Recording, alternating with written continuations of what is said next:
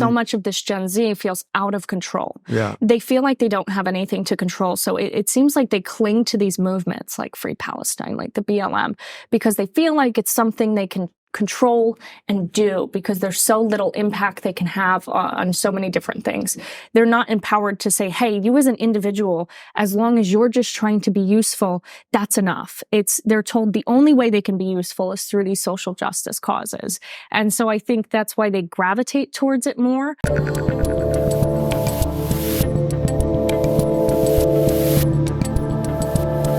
Well, I'm always focused on those center-left people who are kind of waking up, especially, I think, since October 7th. I mean, you're in New York. There's a decent amount of those people. Do you think those moms at the park are finally going, all right, enough is enough? There's a crack addict on the merry-go-round? Mm-hmm. I do, and especially post October 7th, and you see it coming down New York. It's the same folks who are marching down our streets in 2020 and throwing bricks through the windows and throwing bricks at my head. They're the same ones marching down the street and saying from the river to the sea. It is so far beyond the Israel issue. This is a political movement, first and foremost, against the West. And I don't think there's any other way to view that issue. Do you think we haven't explained that properly? Like, people just see, they kind of look at the Hamas stuff and or the River to the Sea rallies and all this nonsense, and they're like, that kind of feels like BLM, but it actually is the same thing. Yes, it's the same people who are marching down the streets. It's the same people who are putting up black squares. It is the same rhetoric. And these people don't seem to care about any of these injustices that are happening all throughout the Middle East. In other Islamic countries, they don't seem to care. For whatever reason, they only care when it's Israel. They care when it's the United States. Why is that? A lot of people didn't care about a lot of the injustices happening over in China, and none of these people are out protesting the Uyghur Muslims in the camps in China. None of these people are protesting the slaughtering of Nigerian Christians. Why is that? And I don't know that I have a good enough answer for that.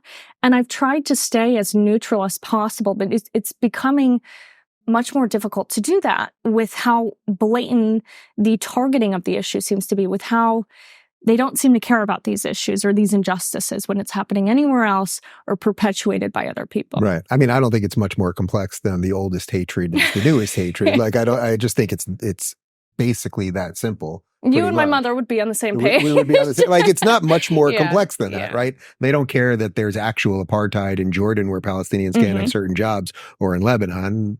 But that kind of is what it is. Am I allowed to ask how old you are? Can you ask? 25. You're 25. So how are you 25 and sane? Because we're told that Gen Z is all insane. You're supposed to have purple hair. You're supposed to have genitals that don't match your body or something like that. How'd you do it? I have hope for Gen Z. I think very early on, I went to a liberal school for a liberal arts degree. I went for philosophy and somehow didn't turn out a liberal because very early on. How'd that happen? Very early on, I saw something was wrong. I went for philosophy because you can see you're supposed to look at things open-minded in both sides of the issue. And as soon as I went to school, the heads of the philosophy department were starting petitions to ban speakers from campus, like Trump and others. And so immediately I was like, that doesn't add up. So I think I was able to save myself from a little bit of that by noticing it early on. Are you sympathetic when you see the 22 to 28-year-olds that have so lost it, that should be at the, sort of young part of, about to head into the prime of their lives? Yeah. And they're just so confused by so many things. I'm worried that the Earth is going to explode and everything else. Yes. Yeah. So Abigail Schreier actually just came out with a fantastic book, Bad Therapy. Yeah. And I don't know if she spoke about that locus of control. And so much of this Gen Z feels out of control. Yeah. They feel like they don't have anything to control. So it seems like they cling to these movements like Free Palestine, like the BLM, because they feel like it's something they can control and do because there's so little impact they can have on so many different things. They're not empowered to say, hey, you as an individual, as long as you're just trying to be useful, that's enough. They're told the only way they can be useful is through these social justice causes. And so I think that's why they gravitate towards it more. But I do have hope that, with people like Abigail who are drawing attention to, hey, we've really been lied to about your mental health, about what's going to be help you as an individual. maybe they Right. can get out of it, but I am concerned that this generation doesn't want to have kids even. You know, I did street interviews with Every Life, the diaper company, Mhm. and speaking to these girls who are my age, who were saying, one outright told me she didn't want to have kids because of the environment, because of climate change. Yeah, well, if And AOC tells you the world's going to end in 12 years, which that was like yes, 4 years ago, so. yes, or because of economics. They think the worst thing that could happen to a kid is being poor in America. And that historically, you're like, we've been through so much worse than being poor in America. I Yeah. promise you, kids have been through so much worse than being poor in America. And it's just such an antinatalist line that's been sold to them. And that to me is more damaging than some of these other lies. The fact that they are so unoptimistic, they are so dreadful about the future that they don't want there to be more humans, I think is really concerning. That's more concerning than that they just think, you know, climate change is a problem. They think it's such a problem and that humanity's so doomed that there shouldn't be more of it. That's really concerning. Right. And you might also be willing to kill an awful lot of people to stop that from happening. Correct. Which would be a bit of a problem. A little bit. A little bit. Do you think it's worse in a way for girls than for guys right now? I mean, I know there's a separate set of issues, but girls seem to be under attack. Well, you know, I guess you could probably argue either. I was going to say girls seem to be under attack every which way, sports, blah, blah, blah, but young boys are under attack too. So yeah, and it depends on what metric you look at, right? Because if you tell that to one person, they're going to say, well, women are graduating college at a higher rate. It depends on what your metric for success is. But I think both young men and women are particularly disturbed nowadays. I think there's just really a war in identity, and that's where a lot of this gender stuff comes in. They're really exploiting that so many people have no sense of identity. They don't know who they are. And because they've destroyed that, you're not allowed to be a man anymore. Being masculine is bad. We pump little 9-year-old boys full of Ritalin and Adderall because being a young boy is disruptive. yeah. Young girls, were putting them on birth control as young as 12 years old.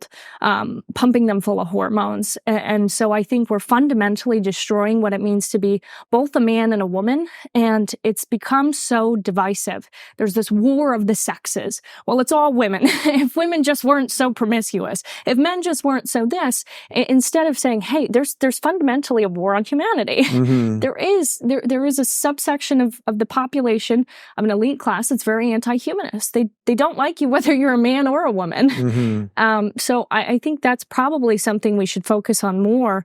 And it's not really perpetuated by one sex or the other. Do you remember a time that things were normal? Most of my guys the guys that work here are like later 20s. And I always think it's kind of funny, like they'll be the last people to remember a sort of sane world, or what I can remember as a sane world, because there was a sane world where none of this stuff was on the fringes, and that's where it stayed, and it was okay. Yeah, but you know, I don't know that we're ever going to go back to that. I don't know that we can. I think we just have to adapt now, especially with the digital world. I don't know that there's ever turning that clock back. Yeah. No, I don't think there is. I think there might be ways of working around it and having some pieces of it. But we're not bringing it back.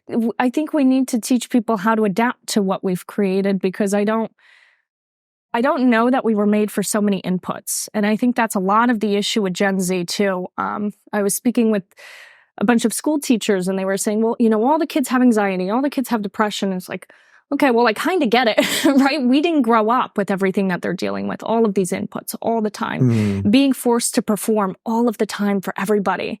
And you and I deal with that, having a platform, but these kids are dealing with it too. They're expected to be on social media at 8, 9 years old. They're expected to perform everything all the time for everybe. Being locked in their house for 2 years probably didn't help either. Yes. Yeah. Yes. So I think we need to come up with new solutions. And we've been trying to put old solutions to new problems. And I don't think it's working.